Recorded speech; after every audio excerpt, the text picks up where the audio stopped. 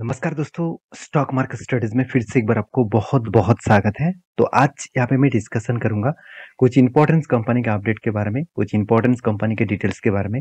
तो इस वीडियो को ध्यान से और लास्ट तक देखिएगा क्योंकि जितने सारे कंपनीज़ के बारे में यहाँ पे मैं बात करूँगा, वो सारे कंपनीज़ के टेक्निकली चार्ट पैटर्न्स में क्या बन रहा है, वो भी मैं आपके साथ शेयर करूँगा। तो प्लीज़ इस लास्ट तक इस वीडियो को ज़रूर देखिए। तो सबसे पहले मैं जिस कंपनी के बारे में डिस्कशन करूँ, उसका नाम है फाइन ऑर्गेनिक।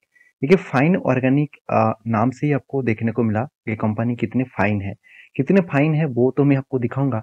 उससे पहले कंपनी का बिजनेस समझ लेते हैं। देखिए कंपनी का बिजनेस क्या है, बिजनेस है एक्चुअली स्पेशलिटी केमिकल्स का।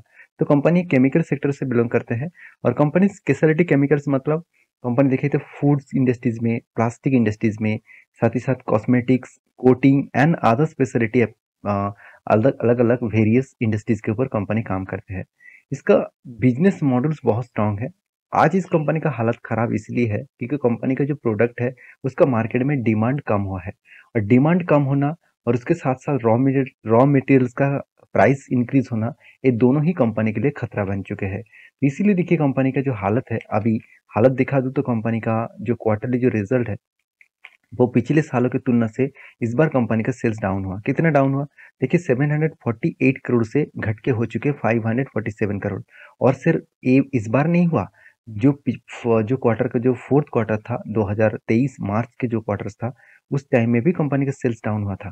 क्योंकि देखिए लगातार लगातार लगातार किस तरीके से कंपनी दिसंबर तक 2022 तक किस तरीके से खुद को रिप्रेजेंट किया और इस तरीके से रिप्रेजेंट करने के कारण शेयर में एक मैसिव मोमेंटम था। और जब इस कंपनी के ऊपर सेल डाउन होना स्टार्ट हो गया तो कंटिन्यूसली इस कंपनी के ऊपर एक सेल ऑफ हुआ। देखिए मार्केट जो है वो एक पैनिक सिचुएशन हमेशा क्रिएट करते हैं, चाहे वो ट्रेंडिंग में हो, चाहे वो डाउन साइड में हो। तो पैनिक सिचुएशन का मतलब क्या है? अगर आप सोच रहे हैं कि कंपनीज के ऊपर ट्रेंडिंग है, आपको देखना है सेक्टर में क्या ट्रेंडिंग है। अगर सेक्टर में ट्रेंडिंग है तो कंपनी में खासियत है, तो कंपनी भी ट्रेंड बन जाएगा, कंपनी भी एक अच्छा खासा धमाका कर सकते हैं। तो मेरे कहने का मतलब ये है कि आप जिस कंपनी के ऊपर निवेश कर रहे हैं उसके बारे में जानकारी आपके पास कितना है, वो इम्पोर्टेंस है। जानकारी आप जितना रखेंगे उतना ही आपके लिए खास बनेगा। तो कंपनीज के जो परफॉर्मेंस है उसके बारे में एक ही चीज मैं कहूंगा, कंपनी जीरो डेप कंपनी है। कंपनी का आरओसी आरओ में कहने वाला कोई बात ही नहीं है क्योंकि एक धमाका परफॉर्मेंस करने वाला कंपनी है। और तीसरी बात क्या है, कंपनीज का जो अर्निंग पर शेयर है वो भी बहुत शानदार है। पर सन में 180 रुपीज के आसपास अर्निंग कर रहा है। कंपनी के प्रोमोटर के पास होल्डिंग कितना है? 75% के आसपास। तो कंपनीज के जो बैलेंस शीट है उसमें एक चीज आपको अच्छा दिखेगा, वो है एक टाइम मतलब 2016 में करीबन करीबन आप 7 साल पीछे चले जाएंगे, 7 से 8 साल पीछे चले जाएंगे तो कंपनी 250 करोड़ के आसपास रिजर्व रखते थे। और उस टाइम देखिए कर्जा कितना था? 102 करोड़। उस टाइम रिजर्व कम था, कर्जा ज्यादा था। आज क्या बना? आज 1500 करोड़ के आसपास कंपनी का रिजर्व है। उल्टा कंपनी का कर्जा कम होके कंपनी का बन चुके कर्जा 30 करोड़ के आसपास।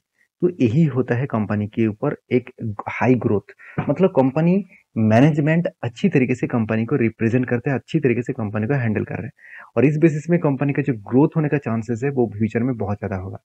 मैं पहले बोल चुका हूँ, जो डिमांड है मार्केट का केमिकल सेक्टर का, वो डिमांड थोड़ा सा कम हुआ जिसके चलते हर कंपनीज के ऊपर अभी प्रेशर देखने को मिला है। तो कंपनीज के ऊपर मैं डिलीवरी परसेंटेज के बारे में बात करूँ तो ध्यान दीजिएगा, लास्ट कुछ मंथ को डेज में आपको डिलीवरी उतना खासा मतलब शानदार नहीं दिखेगा। तो डिलीवरी कब मिला था? देखिए 21 तारीख से आप देखेंगे तो 10 मतलब जो अगस्त मंथ स्टार्ट होने के बाद 21-22 तारीख तक आपको 50-60% के आसपास डिलीवरी परसेंटेज दिखेगा। इसका मतलब अच्छा खासा यहाँ पे डिलीवरी उठाया गया था। और इस डिलीवरी उठाने के बाद आप अगर आप चार्ट पैटर्न्स को देखेंगे तो इस कंपनी के ऊपर देखिए एक शोल्डर कम हेड कम शोल्डर बनने के लिए तैयारी में है। तो जब शोल्डर क्रिएट करेगा तो एक बड़ा सा टारगेट बन सकते हैं और वो टारगेट किस तरीके से बन सकते हैं? 20% के आसपास टारगेट बन सकते हैं। तो मैं इस टारगेट के लिए इंतजार कर रहा हूँ क्योंकि यहाँ पे शोल्डर जब तक ना बने तब तक मैं कोई भी एंट्री नहीं लूंगा। बहुत सारे लोगों को क्या लगता है कि चलो टारगेट यहाँ पे तो एंट्री लेवल होने वाला है तो मैं यहाँ से एंट्री ले लूँ तो मुझे टारगेट ज्यादा मिलेगा। ऐसे बिल्कुल मत करिए। आपको एंट्री ही नहीं लिया मिला तो आपको कहाँ से टारगेट बनेगा? एक एक बात आप जरूर याद रखिए। आप मान के चलिए आपके कोई रिश्तेदार के साथ मतलब शादी में आपको इनविटेशन कार्ड आपको दिया गया, तो जिस दिन दिया गया मान के चलिए एक हफ्ते आपको पहले दिया गया, क्या आपका उसी दिन आपके रिश्तेदार घर चले जाएंगे खाना खाने के लिए, शादी के लिए? बिल्कुल नहीं ना। तो आपको टाइम लगेगा। जिस दिन शादी है उसी दिन जाएँगे तो आपको मतलब वेलकम अच्छी तरीके से किया जाएगा। उससे पहले चले जाएँगे 1 हफ्ते पहले तो आपका कोई मतलब वैल्यू ही नहीं रहेगा शादी के दिन तक। तो मेरे कहने का मतलब बुरा मत मानिए, मैं एक एग्ज़ाम्पल दिया हूँ। तो बाकी आप समझदार हैं, उस हिसाब से ज़रूर काम करना। नेक्स्ट जो कंपनी जिसके बारे में बात करूँ उसका नाम है आईजीएल। देखिए आईजीएल देखा जाए तो इंद्रप्रस्थ गैस लिमिटेड एक ऐसा कंपनी है जिसके बारे में मैं आपको बहुत बार बोल चुका हूँ। अगर आपको किसी भी सीएनजी, पीएनजी और एलपीजी इस तरीके से मतलब जो नेचुरल गैस है उस प्रोजेक्ट के ऊपर काम करने वाला किसी भी कंपनी के ऊपर ऊपर आपको अगर भरोसा होना चाहिए, वो आप आईजीएल के ऊपर भरोसा कर सकते हैं। आप कहेंगे सर क्यों? क्योंकि इस सेक्टर तो गवर्नमेंट के साथ जुड़े हुए हैं। हाँ, ये बात भी सही है। इसका जो प्रोमोटर है जिसके पास 45% होल्डिंग्स है, वो 2 अलग-अलग प्रोमोटर जो है, दोनों ही गवर्नमेंट है, दोनों ही सरकारी कंपनी है। जैसे बीपीसीएल भी इसका मतलब प्रोमोटर है, उसके साथ-साथ आप देखेंगे तो गेल भी इसका प्रोमोटर है। इस दोनों कंपनीज के पास 50-50% का होल्डिंग्स है। तो फिर भी इस कंपनी ने अच्छा खासा धमाका परफॉर्मेंस दिया। जैसे आरओसी, आरओई तो बेस्ट है, कर्जा पी रेशियो उतना ज़्यादा नहीं है, कर्जा एकदम ज़ीरो डेप्थ है, एनुअली इनकम भी अच्छा खासा है, फ्री कैश फ्लो भी अच्छा खासा है। और कंपनी की सबसे बड़ी बात है कंपनी क्वार्टरली जो रिजल्ट पब्लिश किया जिस तरीके से सेल्स किया वो देखने लायक है। कंटिन्यूसली सेल्स को इंक्रीज किया उस हिसाब से कंपनी प्रॉफिट को भी अच्छी तरीके से मेंटेन किया। कंटिन्यूसली कंपनी सेल्स को मेंटेन करने के बाद एक्सपेंस को कंट्रोल करने के बाद प्रॉफिट को अच्छी तरीके से मेंटेन किया। 32 करोड़ से बढ़ते बढ़ते आज बन चुके हैं 450 करोड़ के आसपास। तो सोचिए मतलब 10 गुना से भी ज़्यादा कंपनी प्रॉफिट को गेन कर चुके हैं और वो भी लास्ट कुछ क्वार्टर्स में। लास्ट लास्ट कुछ क्वार्टर्स मतलब 3 साल के अंदर-अंदर। तो 3 साल के अंदर-अंदर 10 गुण प्रॉफिट ग्रोथ कराना कोई इतना आसान काम नहीं होता। तो मेरे हिसाब से इस कंपनी के ऊपर मैं तो बुलिश हूँ। आपका क्या राय है ज़रूर कमेंट्स करना। क्योंकि कंपनी का रिज़र्व देखिए किस तरीके से ग्रोथ हुआ। तो जब 2012 में इसका रिज़र्व था करीबन 1000 करोड़, उस टाइम कंपनी का कर्जा था 530-40 करोड़। और देखिए सोचिए उसके बाद 1300 करोड़ का आसपास कंपनी का रिज़र्व बना और वो कर्जे को थोड़ा-सा कंट्रोल में लेके आए और बना 460 करोड़ के आसपास।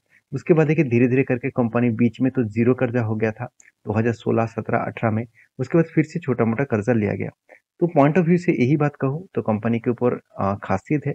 इस कंपनी के ऊपर कुछ पॉजिटिवली सोच सकते हैं क्योंकि देखिए कंटिन्यूअसली इस कंपनी के ऊपर म्यूचुअल फंड वाले ने क्या-क्या बाय किया। सिर्फ अप्रैल मंथ में सेल ऑफ किया, उसके बाद कंटिन्यूअसली इसके ऊपर क्या किया गया, बाइंग किया गया। तो एक प्लस पॉइंट बनते हैं किसी भी कंपनीज के ऊपर इतना शानदार कोई मोमेंटम और पॉजिटिविटी दिखाते हैं तो रही बात चार्ट पैटर्न्स का तो वो आपके साथ शेयर करूँ तो आप देखेंगे तो कुछ चार्ट पैटर्न्स कुछ इस तरीके से बन रहा है कि कंपनी कंटिन्यूअसली सेल हो रहा था, उसके बाद बाय बाय हुआ। आप देखेंगे तो यहाँ पे एक नज़रिया कुछ इस तरीके से देखने को मिलेगा, तो ध्यान से देखना इस चीज़ को। तो यहाँ पे क्या बना, यहाँ पे एक कप बना, उसके बाद एक शोल्डर बनने की तैयारी में है। अगर शोल्डर कन्फर्मेशन हो जाए, तो एक बड़ा-सा मोमेंटम आपको देखने को मिल सकता है। बाकी आप समझदार हैं, उस हिसाब से ज़रूर काम करना। तो नेक्स्ट जो कंपनी जिसके बारे में डिस्कशन करूँ, उसका नाम है एसआरएफ। तो एसआरएफ आप सभी जानते हैं इंडिया की एक पॉपुलर कंपनी है और केमिकल सेक्टर में कंपनी एक लीडिंग कंपनी है। तो केमिकल सेक्टर की इंडस्ट्रीज के बारे में बात करूँ तो अभी फिलहाल के लिए केमिकल सेक्टर में जितने सारे कंपनीज हैं, सारे कंपनीज का इकोनॉमिकली क्राइसिस के कारण जो मार्केट में जो डिमांड था प्रोडक्ट का, वो डिमांड कम हुआ है और डिमांड कम होने के कारण कंपनी का सेल्स भी डाउन हुआ है। अगर मैं एसआरएफ का क्वार्टरली रिजल्ट दिखा दूँ, तो 2020 में जो जून क्वार्टर आया था, वहाँ पे 1500 करोड़ का सेल्स किए थे। 2021 में जो जून क्वार्टर आया था, वहाँ पे 2600 चलो 700 करोड़ ही मान लेता हूँ, कंपनी सेल्स किए थे। और उसके बाद देखिए 2022 में 3800 करोड़ का सेल किया। इसका मतलब एक चीज़ आपको क्लियर हो चुकी है कि हर ईयर्स में कंपनी अच्छा खासा सेल्स को इंक्रीज़ किया। मगर इस बार क्या हुआ? इस बार कंपनी का सेल्स डाउन हो गया। पिछले क्वार्टर की तुलना से कंपनी का सेल्स यहाँ पे डाउन हो चुके हैं। डाउन होने के पीछे जो रीज़न्स है, वो मैं आपको बता चुका हूँ। अभी कंपनी के एक्सपेंस को मेंटेन करने के बाद कंपनी के जो प्रॉफिट आया, वो ऑलमोस्ट आप बोल सकते हैं 50% के आसपास प्रॉफिट डाउन हो चुके हैं। तो इस डाउन होने के पीछे आप इस कंपनी को खराब और बेकार मत समझना क्योंकि इस तरीके से कंपनी के परफॉर्मेंस हमेशा आपको अच्छा दिखेगा और एसआरएफ ने तो एनएससी में जब से लिस्टिंग हुआ मतलब एनएससी में जब से ऐड हुआ तब से देखा है तो कंपनी 1,00,000% से भी ज़्यादा रिटर्न दिया और बीएससी में जब से लिस्टिंग है तब से लेकर 6 से 7 लाख परसेंटेज के आसपास रिटर्न दिया। मैं 7 लाख तक नहीं गया, 7 लाख परसेंटेज के रिटर्न दिया। तो सोचिए कितना बड़ा आपको धमाका कंपनी ने दिया है। और इसी के चलते कंपनीज के ऊपर एज ए इन्वेस्टर भी कंपनी के ऊपर कुछ पॉजिटिव है, चाहे वो एफआईएस हो, चाहे वो डीएस हो, चाहे वो पब्लिक हो। देखिए खुद का होल्डिंग्स को एफआईएस और डीएस ने किस तरीके से उठाया। तो इसका सीधा-सीधा यही कहने का मतलब है कि जब कोई इंस्टीट्यूशन थोड़ा-थोड़ा करके होल्डिंग्स को इंक्रीज़ कर रहा है, तो उस कंपनी में जब आपको मौका दे रहा है, उस मौके का फ़ायदा इंस्टीट्यूशन उठा रहा है, तो और आप गलती क्या कर रहे हैं, आपके पास ज ज़्यादा होल्डिंग्स था, आप माल को बेच रहे हैं। तो प्लीज़ इस कंपनी के ऊपर रिसर्च करिए, उसके बाद ही काम करिए। देखिए, इस एसआरएफ के ऊपर बहुत बार ट्रेड बना, जो एक रेंज के हिसाब से ट्रेड बना था। देखिए, यहाँ पे एक ट्रेड बना था और यहाँ पे टारगेट हुआ, और फिर से यहाँ पे ट्रेड बना, यहाँ पे टारगेट हुआ, और यहाँ पे ट्रेड बना, यहाँ पे हुआ 3 बार, और इसके बाद यहाँ पे 4 बार, फिर से 5 टाइम्स अटेम्प्ट हो चुके हैं। और यहाँ पे मैंने आपको वीडियो भी बना के दिया था, जब यहाँ पे एंटी लेवल्स हुआ था। एंटी लेवल्स मतलब जिस लेवल को टच करने के बाद ऊपर जाने वाला था, उस लेवल्स को मैंने आपको वीडियो बना के शेयर किया, क्योंकि मेरा कोई रिकमेंडेशन नहीं होते हैं। मैं जो ट्रेड खुद लेता हूँ, वही मैं आपके साथ शेयर करता हूँ, क्योंकि आपको मौका मिले, और वो भी फ्री ऑफ कॉस्ट मौका मिले चीज़ों को समझने में, टेक्निकली चार्ट पैटर्न्स के बारे में जानकारी लेने के लिए। क्योंकि टेक्निकली चार्ट पैटर्न्स अगर आपने सही तरीके से सीख लिया, तो आप उस कंपनी से अच्छा खासा पैसा जनरेट कर पाएंगे। और देखिए, मैं जितने सारे टेक्निकली चार्ट पैटर्न आपके साथ शेयर करता हूँ, वो सारे टेक्निकली चार्ट पैटर्न्स मेरे पॉइंट ऑफ व्यू से, और देखा जाए तो प्राइस एक्शन के ऊपर मैं काम करता हूँ। कोई भी आपको यहाँ पे कैंडल पैटर्न्स, सॉरी, कोई भी आपको स्ट्रेटजीज नहीं देखने को मिलेगा। तो स्ट्रेटजी ज़्यादा होंगे तो आप ज़्यादा से ज़्यादा लॉस कर बैठेंगे। तो नेक्स्ट जो कंपनी जिसके बारे में डिस्कशन करूँ, उसका नाम आप देखेंगे, तो उसका नाम है लैंसर कंटेनर्स लाइन लिमिटेड। तो इस कंपनी ने एक अच्छा खासा धमाका परफॉर्मेंस देने के बाद कंपनी के बोर्ड ने एक अनाउंसमेंट किया, और वो अनाउंसमेंट है, आप देखेंगे तो कंपनी बोनस देने का। कंपनी कुछ दिनों पहले ही कंपनी स्प्लिट भी दिया था 2022 में, दिसंबर मंथ में। तो 1 साल अभी तक नहीं गया, उसके अंदर-अंदर कंपनी ने क्या किया, बोनस इश्यू कर दिया। तो हर एक शेयर में कंपनी आपको 2 शेयर देने वाला है, और वो भी सितंबर 2023 में है। तो आई होप वीडियो में आपको बहुत कुछ सीखने को मिला। तो वीडियो अच्छा लगे तो लाइक करना, दोस्तों के साथ शेयर भी करना। मिलते हैं नेक्स्ट वीडियो में, तब तक के लिए अच्छे से रहिए, अपने ख्याल रखिए। धन्यवाद।